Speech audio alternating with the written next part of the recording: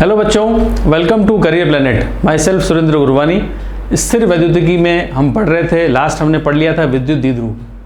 तो विद्युत क्षेत्र की तीव्रता विद्युत द्विध्रुव तक पढ़ चुके हैं। तो हम आज आगे क्या पढ़ने वाले हैं नया, जैसा कि आपको बोर्ड पर दिख रहा होगा, वो है विद्युत फ्लक्स। विद्युत फ्लक्स की हम बात करेंगे आज। तो ये विद्युत फ्लक्स विद्युत बल रेखाओं की संख्या, विद्युत क्षेत्र की तीव्रता, इनसे संबंधित एक नई भौतिक राशि है विद्युत फ्लक्स।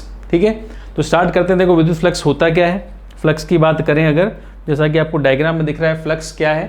डायग्राम में आपको क्या दिखा कि ये कोई मान लेते हैं विद्युत क्षेत्र, विद्युत बल रेखाएं कुछ इस तरह से हैं। ये विद्युत बल रेखाएं हैं, ये विद्युत बल रेखाएं हैं, मतलब यहाँ पर विद्युत क्षेत्र की तीव्रता उपस्थित है। ठीक है, अब विद्युत क्षेत्र की तीव्रता उपस्थित है, विद्युत बल रेखाएं हैं। अब इस विद्युत बल रेखाओं के बीच में हम मान लेते हैं एक क्षेत्रफल, कोई क्षेत्रफल हमने लिया इस तरह से। ठीक है, तो क्षेत्रफल में से इतना क्षेत्रफल आपको दिख रहा है, इस क्षेत्रफल में से बल रेखाओं की संख्या निकल रही है 2। ये 2 बल रेखाएं बाहर हैं, ये वाली इसके अंदर से नहीं गुजर रही है, ये वाली इसके अंदर से नहीं गुजर रही है। ठीक है, जो क्षेत्रफल है इससे बल रेखाएं 2 गुजरती हैं, एक ये वाली गुजरती है और ये वाली गुजरती है। अब इसका क्या मतलब सर कि बल रेखाएं गुजरती हैं, तो विद्युत फ्लक्स का मतलब ये है कि विद्युत फ्लक्स का मतलब क्या है, किसी भी दिए गए क्षेत्रफल से कितनी बल रेखाएं उस क्षेत्रफल से गुजरती हैं, उन बल रेखाओं की संख्या को बोलते हैं विद्युत फ्लक्स। विद्युत फ्लक्स कैसी राशि है, भी एक भौतिक राशि है। इसको किससे नोट करते हैं, फाई से। तो यहाँ पर इस चित्र में देखो, इस क्षेत्रफल से कितनी बल रेखाएं गुजर रही है, 2। तो इस क्षेत्रफल, ये जो क्षेत्रफल दिया आपको, इससे गुजरने वाले फ्लक्स का मान होगा 2। विद्युत फ्लक्स का मान होगा 2। ठीक है, तो सबसे पहले भौतिक महत्व समझा हमने कि विद्युत फ्लक्स का मतलब क्या होता है। तो मतलब होता है बल रेखाओं की संख्या। बल रेखाओं की संख्या ज़्यादा होगी, फ्लक्स का मान बढ़ता जाएगा। बल रेखाओं की संख्या कम होगी, फ्लक्स का मान घटेगा। ठीक है, अब देखो ध्यान से आगे, इसमें परिभाषा पढ़ लेते हैं। चलो पहले परिभाषा देखें। सबसे पहले आप परिभाषा क्या है इसकी, विद्युत फ्लक्स की क्या परिभाषा है। किसी विद्युत क्षेत्र में स्थित पृष्ठ के लंबवत, किसी विद्युत क्षेत्र में स्थित पृष्ठ जो मैंने बनाया, जैसे कि यहाँ पे भी दिख रहा है आपको पृष्ठ। ठीक है, पृष्ठ के लंबवत गुजरने वाली बल रेखाओं की संख्या जो हमने गिनी 2 अभी, उस पृष्ठ से संबंध विद्युत फ्लक्स कहते हैं, उसको विद्युत फ्लक्स कहा जाता है। कितनी बल रेखाएं उस क्षेत्रफल से लंबवत गुजरती हैं। अब लंबवत क्या होता है ये भी आपको थोड़ी देर में समझ में आ जाएगा। फिलहाल आपको क्लियर है कि बल रेखाओं की संख्या गिनोगे, बल रेखाओं की संख्या को क्या बोलते हैं, विद्युत फ्लक्स बोलते हैं। ठीक है, अब इसे फाई से प्रदर्शित किया था। यह अदिश राशि है, दिशा तो है ही नहीं, बल रेखाओं की संख्या गिननी है। बल रेखाएं या विद्युत क्षेत्र नहीं गिनना है, बल रेखाओं की संख्या 2 है कि 3 है। ठीक है, तो दिशा की बात इसमें नहीं करनी, तो कैसी राशि है, अदिश राशि है। अब इसको व्यक्त करने के लिए सिर्फ परिमाण की आवश्यकता होती है, दिशा की नहीं, क्योंकि संख्याएं गिननी है बस। किस दिशा में जा रही हैं, कहाँ जा रही हैं, इससे कोई मतलब नहीं है, केवल बल रेखाओं की संख्या गिननी है आपको। राइट, जैसे कि आप ये क्षेत्रफल दिख रहा है आपको, बल रेखाओं की संख्या दिख रही है, 1 2 3 4 5 6 बल रेखाओं की संख्या यहाँ पे गुजरती है। तो बल रेखाओं की संख्या यहाँ पर क्या कहलाता है, विद्युत फ्लक्स। ठीक, अब विद्युत फ्लक्स की एक परिभाषा तो आपको समझ में आ गई क्या होती है। अब हम बात करते हैं, जैसा कि आपको डायग्राम में दिख रहा है कि विद्युत फ्लक्स का जो सूत्र है, फ्लक्स का जो मान है वो क्या है। देखो, तो विद्युत फ्लक्स का जो दूसरा मान हम कहेंगे, फ्लक्स किसे कहते हैं। अब बल रेखाओं की संख्या तो आप गिनोगे कब, जब बल रेखाओं की संख्या आपको दे रखी होगी, चित्र बना रखा होगा, तो उसमें देखकर आप संख्याएं गिन सकते हो। ठीक है, कई बार क्या होता है, विद्युत क्षेत्र की तीव्रता का मान गिवन होता है आपको। ये विद्युत क्षेत्र की तीव्रता गिवन है। ठीक है, विद्युत क्षेत्र की तीव्रता दे दी आपको, विद्युत क्षेत्र की तीव्रता का मान आपको दिया गया है। ठीक, इसके अलावा आपको दे दिया ए क्या है, जो पृष्ठीय क्षेत्रफल है, आपको क्षेत्रफल दिया हुआ है पृष्ठ का। ए क्या है, क्षेत्रफल है, ये आपको दे रखा है। ठीक है, अब हम बात करेंगे क्षेत्रफल कैसी राशि है, सदिश है कि अदिश है। आप बता सकते हैं क्षेत्रफल कैसी राशि है, सदिश है कि अदिश है। चलो तीर का निशान लगाते हैं, कंफर्म हो गया क्या है, सदिश है। तो सदिश है तो उसकी दिशा क्या होती है, क्षेत्रफल की दिशा क्या होती है वो देखो। क्षेत्रफल की दिशा क्या होगी, क्षेत्रफल की हम बात करें अगर, जैसे क्षेत्रफल मैंने ऐसे बना दिया, ये क्षेत्रफल है। ठीक है, तो इसकी दिशा होती है हमेशा उसकी सतह के लंबवत। उसकी जो पृष्ठ है, उसकी जो सतह है, उसकी ठीक लंबवत दिशा होती है। जैसे मेरा हाथ है, तो हाथ मैंने ऐसे रखा हुआ है, तो उसका पृष्ठ ये रहा, तल ये रहा, तल के लंबवत होती है विद्युत क्षेत्र की दिशा। सॉरी क्षेत्रफल की दिशा। ठीक है, अब मैंने मान लो क्षेत्रफल ऐसे रखा हुआ है, तो इसकी दिशा बताओगे तल के लंबवत ऐसे आएगी। मानो क्षेत्रफल मैंने ऐसे रखा हुआ है ऐसे, तो इसकी दिशा क्या होगी, तल के लंबवत ऐसे आएगी। ये देखो ये बोर्ड है, बोर्ड के क्षेत्रफल की दिशा क्या होगी, आपकी तरफ ऐसे, तल के लंबवत। तो ये इसका तल है और तल के लंबवत। धरातल की दिशा क्या होती है, अगर धरातल की बात करें हम, जो आप धरातल देखते हो हैं, प्लॉट देखते हो, पर्टिकुलर एरिया देखते हो, क्षेत्रफल देखते हो, इसकी दिशा क्या होगी, धरातल है तो ऊपर की ओर। ठीक है, छत की दिशा की बात करें तो छत है, तो छत की दिशा क्या होगी, नीचे की तरफ। छत का क्षेत्रफल ऐसे है ना, इस तरह से, तो दिशा क्या होगी, नीचे की तरफ होगी। राइट, इस दीवार का ऐसे, इस दीवार का ऐसे, इस दीवार का ऐसे होगा, छत का नीचे की तरफ और ग्राउंड का ऊपर की तरफ। ठीक है, तो क्षेत्रफल की दिशा आपको क्लियर है। एक डायग्राम यहाँ बना दिया, एक डायग्राम और बनाता हूँ। देखो धरातल ये रहा, तो अगर ये धरातल है तो क्षेत्रफल की दिशा ये आएगी, ये क्षेत्रफल की दिशा है। ठीक है, अब विद्युत क्षेत्र की तीव्रता और क्षेत्रफल दोनों सदिश राशि होगी। अब दोनों सदिश राशि है, तो जैसा कि आपको इस चित्र में दिख रहा है, विद्युत क्षेत्र की तीव्रता की दिशा क्या है विद्युत क्षेत्र की तीव्रता की दिशा ये है और क्षेत्रफल की दिशा ये रही। ये क्षेत्रफल है, क्षेत्रफल थोड़ा टेढ़ा कर दिया इसको, क्षेत्रफल की दिशा चेंज कर दी, और ये विद्युत क्षेत्र की तीव्रता की दिशा है। इन दोनों के मध्य कोण क्या है, थीटा है। ठीक है, ये थीटा बदल जाता है। इस क्षेत्रफल को मैं टेढ़ा ना करके ऐसे सीधा कर दूं, ऐसे। ठीक है, तो क्षेत्रफल में टेढ़ा ना करके सीधा करूंगा तो थीटा 0 हो जाएगा। कैसे, देख लो, ये क्षेत्रफल ऐसे रखा हुआ है, इस क्षेत्रफल को मैं थोड़ा सा टेढ़ा कर देता हूँ। इस क्षेत्रफल को मैं थोड़ा टेढ़ा कर दूँ, कैसे टेढ़ा करता हूँ, देखो ये टेढ़ा किया हुआ थीटा एंगल पे। इस क्षेत्रफल को मुझे ऐसे रखना है, ऐसे, तो इसका क्षेत्रफल ऐसे आ जाएगा। इस क्षेत्रफल को मैं ऐसे रख दूं तो ये क्षेत्रफल की दिशा ऐसे आ जाएगी। यहाँ पर विद्युत क्षेत्र के साथ कोण हो गया 90 डिग्री, और यहाँ पर विद्युत क्षेत्र के साथ कोण है 0 डिग्री, और इस चित्र में थीटा कोण दे रखा है। तो थीटा कोण तो बदल सकता है। ठीक है, तो थीटा क्या है, हम बताएं थीटा क्या है। थीटा होगा ई विद्युत क्षेत्र की तीव्रता एवं किसके मध्य कोण, ए क्षेत्रफल के मध्य कोण है। अब मैं 3 राशियां मैंने आपको लिखी है, ये मैं क्यों बता रहा हूं आपको, विद्युत क्षेत्र की तीव्रता ई, क्षेत्रफल ए और थीटा, इन दोनों के मध्य कोण। इन तीनों का यहाँ क्या काम है, तो विद्युत फ्लक्स का, पहली परिभाषा में यहाँ विद्युत फ्लक्स की लिख चुके हैं, और दूसरी परिभाषा विद्युत फ्लक्स की क्या होगी वो देख लो। सेकंड परिभाषा यहाँ से समझ में आ जाएगी आपको। विद्युत फ्लक्स की सेकंड परिभाषा इस सूत्र में छिपी हुई है। ये सूत्र आप देखो क्या है, ई डॉट ए, ये सूत्र है फ्लक्स का, ई डॉट ए। अब ई विद्युत क्षेत्र की तीव्रता, डॉट सदिश, डॉट जो हमने किया ये अदिश गुणा होता है, और किसके मध्य, किसके मध्य किया, विद्युत क्षेत्र की तीव्रता और ए के मध्य अदिश गुणा कर रहे हैं। तो आप परिभाषा क्या बनाओगे बताओ, सेकंड परिभाषा क्या होगी। ठीक है, विद्युत क्षेत्र की तीव्रता, विद्युत क्षेत्र की तीव्रता है, विद्युत क्षेत्र बोल सकते हैं, विद्युत क्षेत्र एवं विद्युत क्षेत्र व क्षेत्रफल, विद्युत क्षेत्र व क्षेत्रफल दो राशि होगी के मध्य कौन सा गुणन, के मध्य अदिश गुणन, के मध्य अदिश गुणा। ये जो डॉट गुणा करके करते हैं इसको अदिश गुणा कहलाते हैं, अदिश गुणा कहते हैं। तो देखो ध्यान से, विद्युत क्षेत्र ई व क्षेत्रफल ए के मध्य अदिश गुणा, ये रहा विद्युत क्षेत्र ई क्षेत्रफल के मध्य अदिश गुणा क्या कहलाएगा, विद्युत फ्लक्स। ठीक है, क्या कहलाएगा, विद्युत फ्लक्स कहलाता है, विद्युत फ्लक्स कहलाता है।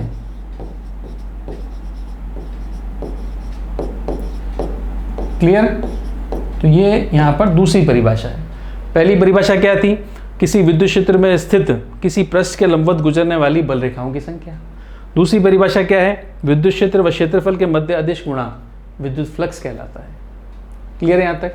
तो दो परिभाषाएं हमने पढ़ी, सूत्र हमने पढ़ लिया। फाई का मान क्या है, ई डॉट ए, फाई का मान है ई डॉट ए। अब फाई का मान अगर ई डॉट ए है तो उसको थोड़ा सा ओपन कर लेते हैं फाई के मान को। फाई का मान अगर ई डॉट ए है तो आप देखो ध्यान से, फाई का मान मैंने लिखा सेकेंड पॉइंट में, वो था ई डॉट ए। ठीक है, इसको ओपन करेंगे क्या आएगा, ओपन करते आएगा ई ए कॉस थीटा। फ्लक्स क्या होता है, ई डॉट ए, डॉट खोलते हैं तो कॉस आता है, क्रॉस खोलते हैं तो साइन आता है, पता है सबको। तो ये आ गया फाई का मान ई ए कॉस थीटा। अब फाई का मान अगर ई ए कॉस थीटा है तो यहाँ पर हम इसको सॉल्व करें, देखो आप इसके अलग अलग स्थितियाँ बनेगी। पहली स्थिति, यदि थीटा का मान 0 डिग्री है, 0 डिग्री है तो फ्लक्स का मान क्या हो जाएगा, cos 0 होता है 1, तो फ्लक्स का मान आ जाएगा ई ए, अगर थीटा 0 डिग्री है तो। सेकेंड केस, अगर थीटा 90 डिग्री है तो 90 डिग्री है तो cos 90 का मान तो 0 होता है, तो फाई का मान क्या हो जाएगा 0। ठीक है। तीसरा केस, अगर थीटा का मान 180 डिग्री है, अब थीटा का मान अगर 180 डिग्री है तो cos 180 का मान तो -1 होता है, तो ये हो जाएगा माइनस ई ए। तो फ्लक्स के 3 तरह के मान आपको दिखाई दिए, 0 डिग्री पर ई ए, 90 डिग्री पर 0 और 180 डिग्री पर माइनस ई ए। ये 3 स्पेशल केसेस हैं। बाकी नॉर्मल केस में फ्लक्स का मान क्या होगा, सूत्र क्या है फ्लक्स का, ई ए कॉस थीटा। ठीक है, एक बार वापस चित्र समझ लेते हैं। देखो फ्लक्स का मान 0 डिग्री पर क्या है, चित्र में कैसे बनाएंगे, देखो ये विद्युत क्षेत्र है, मैं विद्युत क्षेत्र बनाता हूँ पहले। देखो ये विद्युत क्षेत्र है तीनों के लिए, ठीक है, ये विद्युत क्षेत्र है, ठीक है, ये विद्युत क्षेत्र है, मतलब विद्युत बल रेखाओं की संख्या है। अब इसमें हम रखते हैं क्षेत्रफल, तो जैसे क्षेत्रफल मैंने ये रख दिया, ये क्षेत्रफल है, तो इसकी दिशा क्या होगी, ये रही, ये रहा, विद्युत क्षेत्र की दिशा ये है ही सही, तो मध्य कोण कितना है 0 डिग्री और ये मान आ जाएगा। ठीक है। अच्छा 90 डिग्री बताएं, विद्युत क्षेत्र की तीव्रता ऐसे है, क्षेत्रफल कैसे रखेंगे हम, ऐसे, ये क्षेत्रफल है आपका, ये क्षेत्रफल ऐसे आएगा, तो फिर कोण क्या हुआ 90 डिग्री। तीसरे केस में देखो आप, तीसरे केस में क्षेत्रफल पहले ऐसे था, मान लेते हैं ये ए है, ये बी है, ये सी और डी है, क्षेत्रफल ऐसे रखा हुआ है। ठीक है।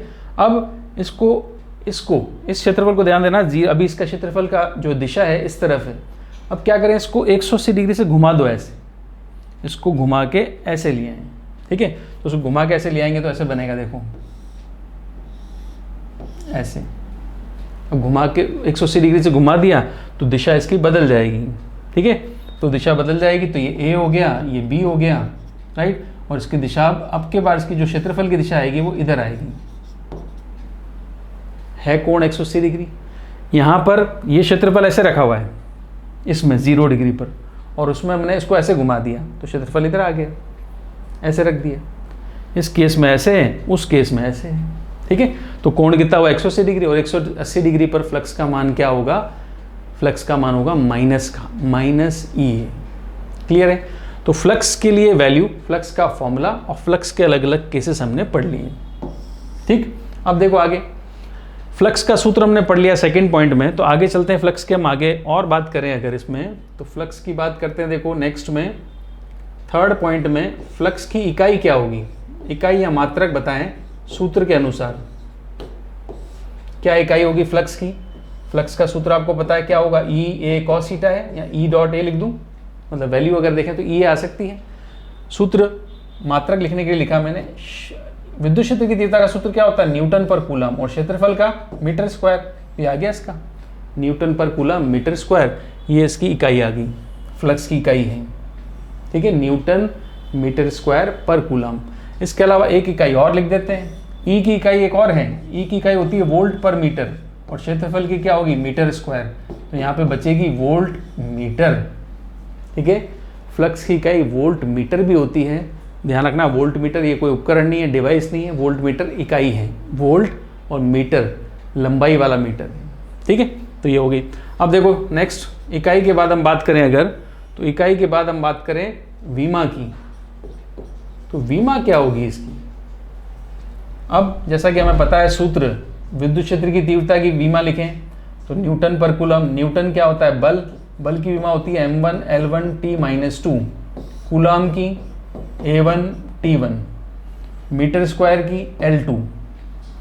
ठीक है, सारी विमाएं लिख दी मैंने, तो सारी विमाएं लिख दी, तो यहाँ पे विमा सूत्र लिख सकता हूँ मैं। देखो क्या आएगा, m1 L3 T-3 A-1, m1 L3 T-3 A-1, ये आ गई इसकी विमा। ठीक है, विमा सूत्र निकाल सकते हैं इजीली। चलो आगे, अब बताओ कैसी राशि है, सदिश है अदिश है, यह अदिश राशि है। कैसी राशि है, अदिश राशि है, इसकी कोई दिशा नहीं होती है, अदिश राशि है। क्लियर, यहाँ तक भी कोई दिक्कत नहीं। अदिश राशि है, ठीक है भी।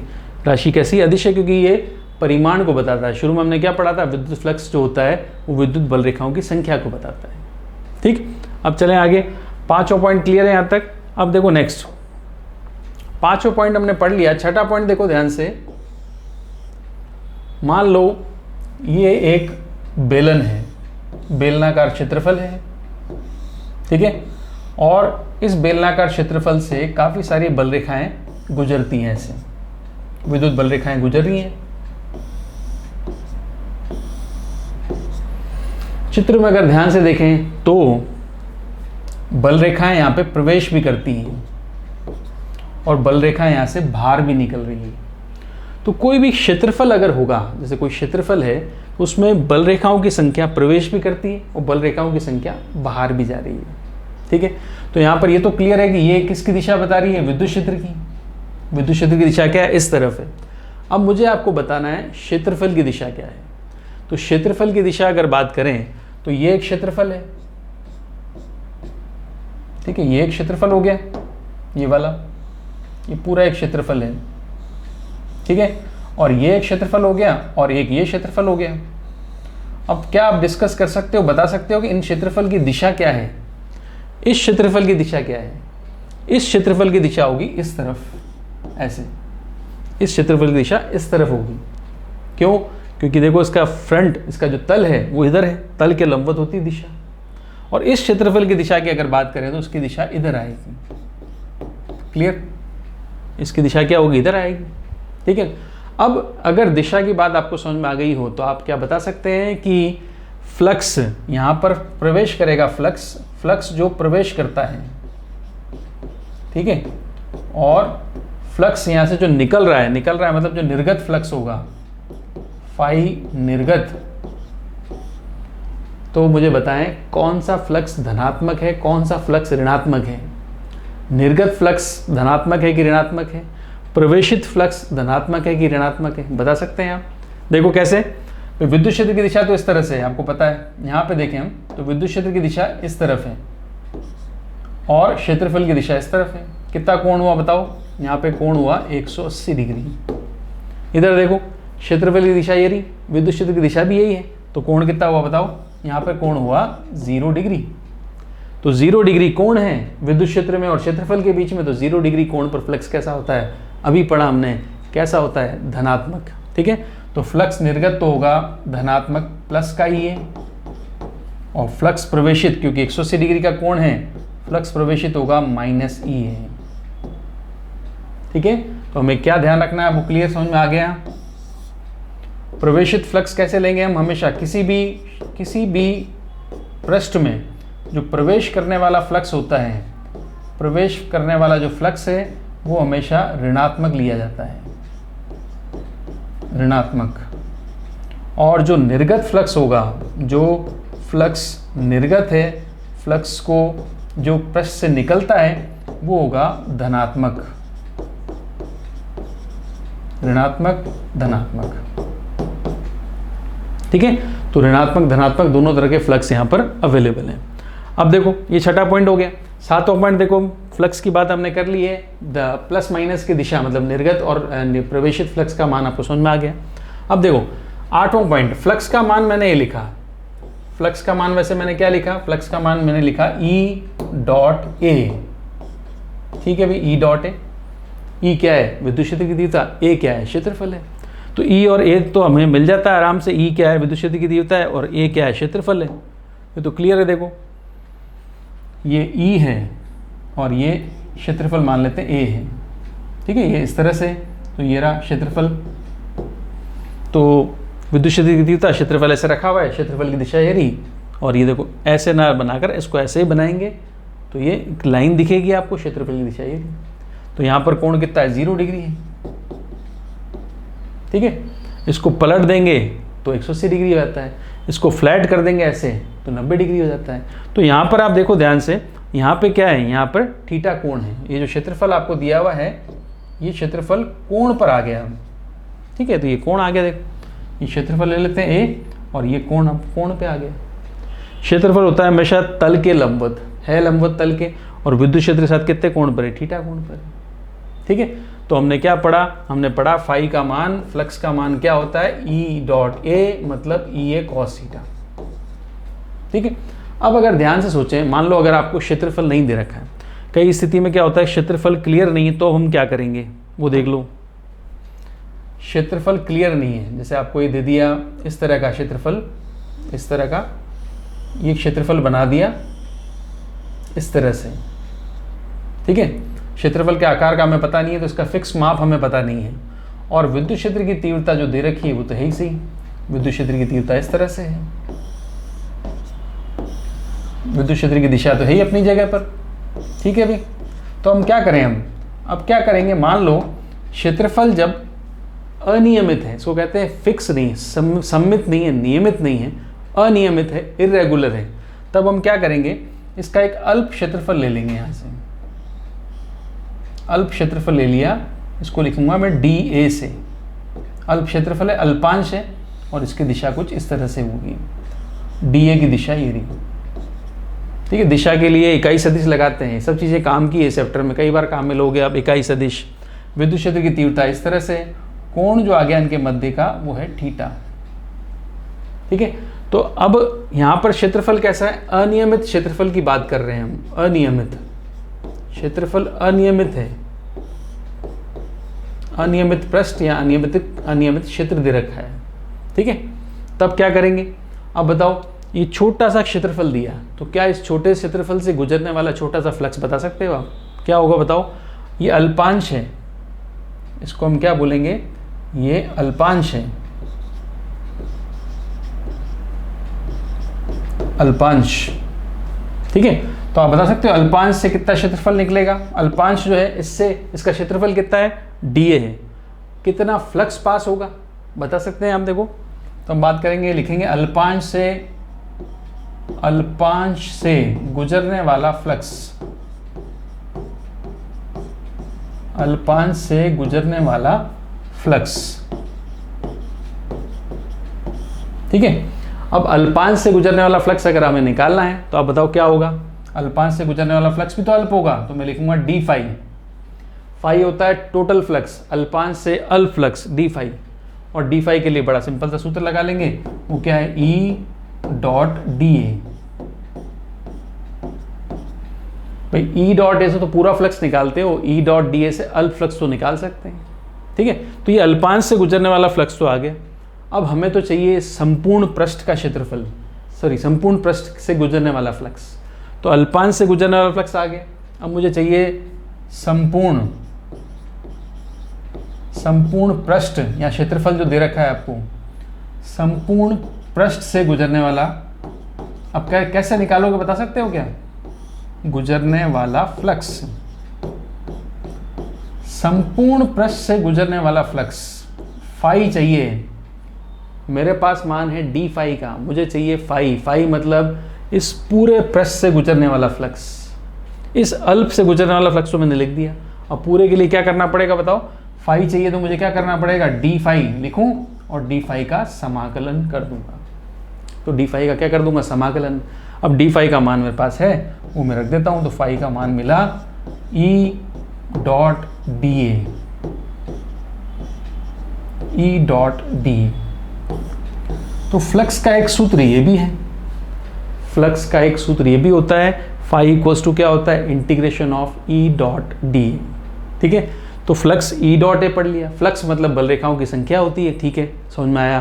फ्लक्स का मतलब ई डॉट ए होता है, और जहाँ पर क्षेत्रफल, जहाँ पर क्षेत्र या पृष्ठ अनियमित हो, फिक्स नहीं हो, नियमित क्या होता है, वर्ग है, आयत है, वृत्त है, गोला है, ये सब तो क्षेत्रफल नियमित होते हैं, सम्मित होते हैं, मगर जब अनियमित हो, असम्मित हो, तब हम क्या कर लेंगे, समाकलन करेंगे, ठीक है। तो ये भी इंपॉर्टेंट चीज़ है, इसको भी हम आगे कई बार इस्तेमाल करेंगे। क्लियर है यहाँ तक, सब कुछ समझ में आ गया। फ्लक्स की बात करें अगर, फ्लक्स का क्लियर है सब, ठीक है। अब देखो फ्लक्स के सारे पॉइंट्स पढ़ने के बाद अब हम आ जाते हैं इसके न्यूमेरिकल पे। फ्लक्स का हमें क्या करना है, न्यूमेरिकल। सबसे पहला न्यूमेरिकल बड़ा सिंपल है, देख लो क्वेश्चन इसका पहला, हमें यहाँ पर दिया गया है विद्युत क्षेत्र E बराबर 2i cap plus 3j cap plus 4k cap Newton पर कूलम, ठीक है। ये दे दिया हमें विद्युत क्षेत्र, ठीक है। तो विद्युत क्षेत्र की तीव्रता हमें मिल गई। अब हमें दिया है कि जो तल है, जो पृष्ठ है, क्षेत्रफल YZ प्लेन में, YZ प्लेन मतलब तल, YZ तल में स्थित, YZ तल में स्थित है, क्षेत्रफल कहाँ है, YZ तल में है, तो YZ तल में स्थित क्षेत्रफल A बराबर 4 मीटर स्क्वायर। तो YZ तल में स्थित क्षेत्रफल कितना है, 4 मीटर स्क्वायर। तो क्या करना है अभी, तो इस क्षेत्रफल से गुजरने वाले फ्लक्स का मान बताना है। इस क्षेत्रफल का विद्युत फ्लक्स आपको ज्ञात करना है। तो ज्ञात कर सकते हैं, बताओ इस क्षेत्रफल का क्या ज्ञात करना है, विद्युत फ्लक्स, ये हमें ज्ञात करना है। तो भाई यहाँ पर E तो हमें दे दिया, क्षेत्रफल हमें दे दिया, तो क्या E और A गुणा कर लें आपस में। आपको पता है गुणा सिंपल गुणा नहीं है, ठीक है, सिंपल मैथमेटिक्स वाला गुणा नहीं। कौन सा गुणा है, अदिश गुणा है। अदिश गुणा में क्षेत्रफल और E दोनों ही सदिश होते हैं, ठीक है। अदिश गुणा दो सदिशों के बीच में होता है, तो क्षेत्रफल को भी तो सदिश रूप में लिखना पड़ेगा। सदिश रूप में लिखने के लिए क्षेत्रफल की दिशा पता होनी चाहिए, और दिशा के लिए आपको ये हिंट दिया है कि तल कहाँ है, YZ में है। अब बताओ अगर YZ में तल है तो क्षेत्रफल कहाँ होगा, क्षेत्रफल की दिशा क्या होगी, बताओ। तल कैसा है, YZ है, तो YZ तल में अगर स्थित है क्षेत्र या क्षेत्रफल या पृष्ठ, तो इसके क्षेत्रफल की दिशा कहाँ होगी, बता सकते हैं क्या। YZ तल में स्थित है, देखो ध्यान से, तल आपको पता है ये तल होता है, ये x, ये अक्ष होती है, x है, y है और ये z है, ठीक है। आपका जो क्षेत्रफल है वो YZ तल में है, तो चलो YZ तल में बना लेते हैं। ये YZ तल में क्षेत्रफल ये रहा, ठीक है, ऐसे बना लिया क्षेत्रफल ये रहा। YZ तल का मतलब यही होता है, जैसे मेरा हाथ है, ये अक्ष कौन सी हो गई y, और ये जो अंगूठा है, ये जो अंगूठा है बेस कह लो, ये कौन सा अक्ष है z, तो ये y और z, तो ये तल क्या है, YZ में है। तो इसकी जो क्षेत्रफल की दिशा आएगी वो कौन सी दिशा में आएगी, वो आएगी x दिशा में। इसका जो क्षेत्रफल आएगा वो इस तरह से आएगा x दिशा में। तो क्षेत्रफल के लिए हम काम में ले सकते हैं आई कैप, पता है आपको x दिशा को किससे प्रदर्शित करते हैं, आई कैप से। अब बताओ क्षेत्रफल का सदिश क्या हो गया, अब लिख सकते हैं क्षेत्रफल का सदिश हो जाएगा 4 आई कैप। क्लियर, कोई दिक्कत नहीं, आपको समझ में आया। YZ तल, ये रहा YZ तल, ठीक है। मुझे बता सकते हो अगर मेरा हाथ ऐसे रखा हुआ है ये, तो ये कौन से तल में स्थित है मेरा हाथ, अभी ये कौन से तल में है, X हो गया, और ये कौन सा हो गया, Z हो गया। मेरा हाथ मैंने अगर ऐसे रख दिया तो ये X और Z, XZ तल में है, तो इसकी जो दिशा आएगी वो Y दिशा होगी, J कैप होगा, ठीक है। अगर कोई बोलता है कि तल कहाँ स्थित है, तल स्थित है XZ में, ये रहा XZ तल, तो उसकी दिशा आएगी ऊपर की तरफ, मतलब Y दिशा में। समझ में आ गया। अब क्षेत्रफल आ गया, विद्युत क्षेत्र की दिशा की। अब आपसे पूछा फ्लक्स, तो फ्लक्स का मान निकालना है। बताओ कैसे निकालें फ्लक्स का मान, हमें पता है फ्लक्स क्या होता है, E डॉट A होता है, ठीक है। तो E डॉट A होता है, तो E डॉट A कर देते हैं। अब डॉट गुणा करना है, तो डॉट गुणा कर सकते हैं क्या, बताओ। E का मान क्या है, 2i cap plus 3j cap plus 4k cap, ये तो E है, और A दे दिया डॉट 4i कैप। अब अदिश गुणा में आपको पता है कौन से इकाई सदिश आपस में गुणा करेंगे, आपको पता है अदिश गुणा में समान इकाई सदिश गुणा होते हैं।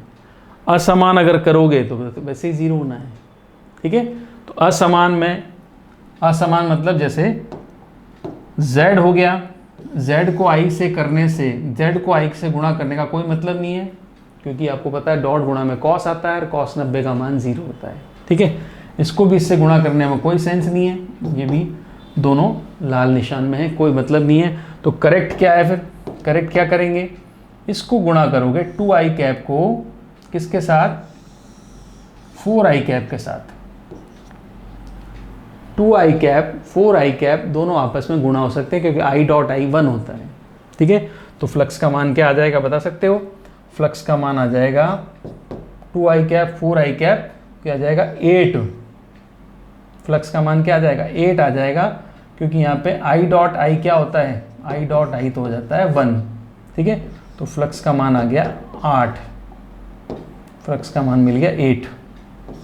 तो ये जो क्षेत्रफल था, इस क्षेत्रफल से गुजरने वाला जो विद्युत फ्लक्स का मान आया वो आ गया 8। क्लियर यहाँ तक? कोई दिक्कत नहीं है। 8 कैसे आया, आपको समझ में आया? दोनों को गुणा करके। अब एक तरह का सवाल तो ये आ गया, इसमें क्या करते हैं, ई और ए के मान आपको दिए होने चाहिए, उनको आपस में आप गुणा कर लो, ठीक है। चलिए एक और न्यूमेरिकल करते हैं, इंपॉर्टेंट न्यूमेरिकल है अगला। वही विद्युत क्षेत्र की तीव्रता दे रखी है ई क्या होता है आपको पता है, विद्युत क्षेत्र है।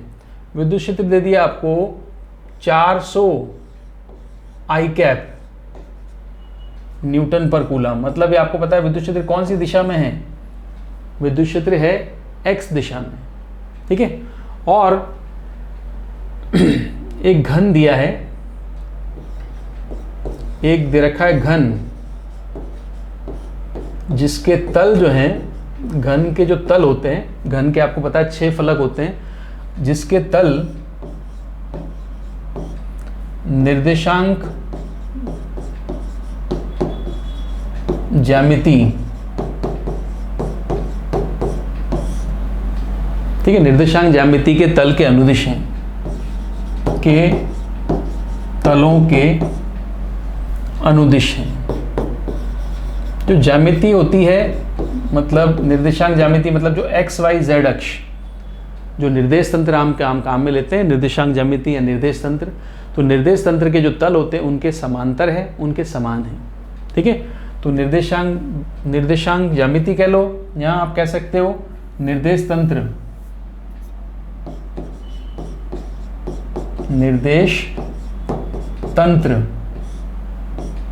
निर्देश तंत्र के तलों के अनुदिश हैं। तो ये जो घन दे रखा है आपको, तो इस घन से गुजरने वाले फ्लक्स का मान ज्ञात करो। इस घन से कुल विद्युत फ्लक्स ज्ञात करना है आपको, कुल विद्युत फ्लक्स, ये हमें ज्ञात करना है। अब एक अच्छा इंपॉर्टेंट न्यूमेरिकल है, एनसीईआरटी का है, इंपॉर्टेंट कॉन्सेप्ट भी है इसमें, वो देखो ध्यान से। विद्युत क्षेत्र दे दिया 400 आई कैप, मतलब आपको पता है ये एक्स अक्ष पे काम कर रहा है। फिर आपको दे दिया एक घन जिसके तल निर्देश तंत्र के तलों के समांतर है। अब पहली बात तो ये जो घन है जिसके तल निर्देश तंत्र के तलों के समांतर है, ये हम बात कर लेते हैं। ये बना दिया निर्देश तंत्र, मतलब एक्स वाई जेड अक्ष, एक्स वाई और जेड, ठीक है। अब जो घन है ना आपका, वो इन तलों पर मैच करता है, इन तलों के साथ है। तो एक बार देखो घन देख लेते हैं एक बार पहले। चलो पहले घन बना लेते हैं, फिर अक्ष बना देंगे, क्योंकि अक्षों के अनुदिश घन नहीं सेट करें हम। इस तरह से ये बना दिया मैंने घन, ठीक है। अब बताओ एक्स अक्ष कौन सी बनाए, अब इसमें बना सकते हैं आराम से एक्स वाई जेड अक्ष। ये हो गई आपकी वाई अक्ष, ये हो गई आपकी एक्स अक्ष, ये हो गई आपकी जेड अक्ष, ठीक है, हो गया। ये घन है। और इस घन पर विद्युत क्षेत्र की बात करें तो विद्युत क्षेत्र ये रहा, आरोपित किया हुआ विद्युत क्षेत्र कौन सा है, ये पूरे तरह से विद्युत क्षेत्र यहाँ पर आरोपित है, घन से गुजर भी रहा है, इस तरह का विद्युत क्षेत्र है, ठीक है। तो विद्युत क्षेत्र की दिशा आपको क्लियर है, कौन सी दिशा में, आई दिशा में है, मान आपको पता है 400 है, ठीक है। अब घन दे रखा है, तो घन जिसकी भुजा भी हम लिख सकते हैं, घन की भुजा जो दे रखी होगी वो ए है, तो घन की भुजा मान लेते हैं ए, ठीक है। तो घन की भुजा मैंने मान ली ए, क्लियर। अब ध्यान से देखो, घन का मतलब यहाँ पर 6 फलक हैं, 6 फलके हैं। पहले मैं लिख दूं, देखो ए बी सी डी, ठीक है, और E F G H, E F G H, 4 point ऊपर हैं, 4 पॉइंट नीचे हैं। अब अगर मैं बात करूं फलकों की, अगर बात करें तो 6 फलक हैं, 6 फलक क्लियर है आपको। देखो सबसे पहली फलक में, मैं फलक बनाना जरूरी है यहाँ पर, सबसे पहली फलक ये वाली बनाता हूँ इसमें, ये पहली फलक ये वाली है, ये वाली पहली फलक है। तो इसकी दिशा क्या होगी, ऊपर की तरफ। पहले फलक का क्षेत्रफल की दिशा क्या होगी, ऊपर की तरफ। इस वाले फलक के क्षेत्रफल की दिशा आपको पता है इधर की तरफ है, ठीक है। इसके बैक साइड का जो फलक है उसकी दिशा इधर की तरफ है। ऊपर टॉप फलक लिया आपने, उसकी दिशा ऊपर की तरफ है, तो नीचे वाला जो फलक होगा इसकी दिशा नीचे की तरफ है। ये सब मैं क्षेत्रफल की दिशा बता रहा हूं आपको। ये है। अब बची ये 4 फलकें तो बना दी, अब बची 5वीं और 6ठी।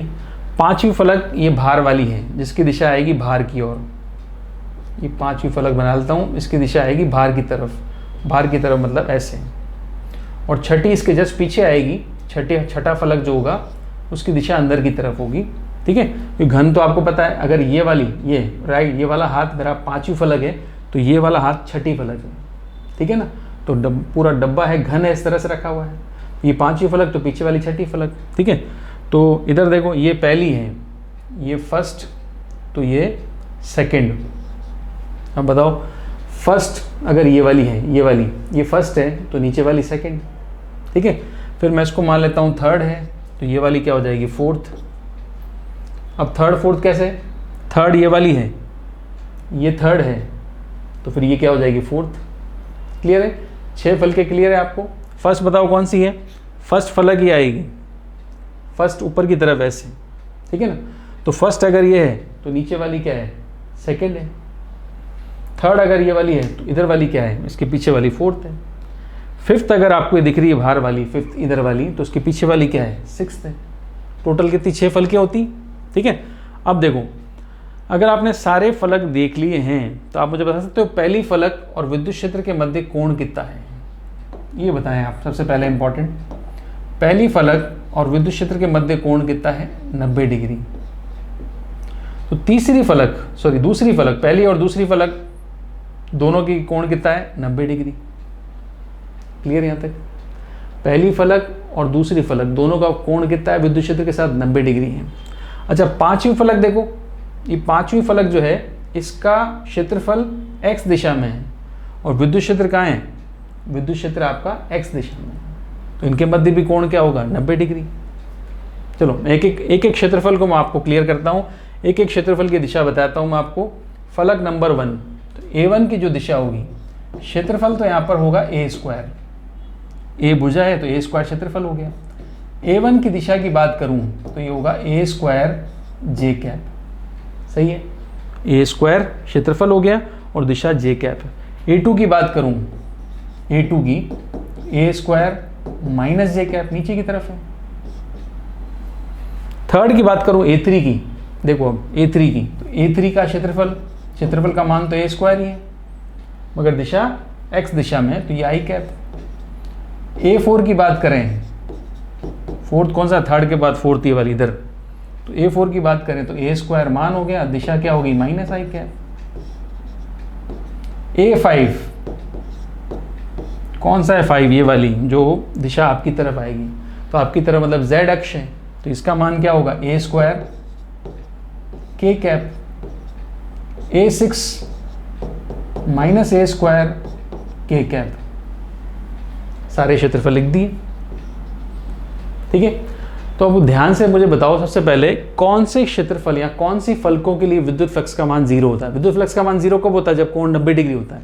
तो 90 डिग्री कहाँ पे है, विद्युत क्षेत्र तो i दिशा में है ना, तो i और j के मध्य कोण 90, i और -j के मध्य कोण 90, i और k के मध्य कोण 90, i और -k के कोण के मध्य 90। तो आप देखो flux 1 φ1 equal to φ2 equal to φ5 equal to φ6, 1, 2, 5 और 6 मान आएगा EA cos 90 डिग्री की वजह से क्या आ जाएगा, 0 आ जाएगा। फ्लक्स क्या हो जाएगा, 0। 4 सतहों के लिए तो 0 है। अब बचे 2 कौन से, थर्ड एंड फोर्थ। थर्ड की दिशा इस तरफ है, थर्ड की दिशा और ई की दिशा समान है, तो मैं φ3 लिख देता हूं। देखो φ3 आएगा EA cos 0 डिग्री, क्योंकि कोण 0 डिग्री है। वैसे अगर मैं यहाँ पे 0 डिग्री नहीं लिखूँ तो मैं अदिश गुणा भी कर सकता हूँ। देखो E 400 i कैप आया और A3 की दिशा क्या है, a² i कैप। तो फाई 3 का मान क्या आ जाएगा बताओ, ये आ जाएगा 400 ए स्क्वायर प्लस का, ये फाई 3 का मान है। फाई 3 का मान तो मिल गया। तो अब बताओ फाई 4 का मान निकालूं, फाई 4 का मान लिखूं मैं, A4 यहाँ से लेना है मुझे, राम A4 क्या है, दिशा क्या है, माइनस आई कैप, ठीक है।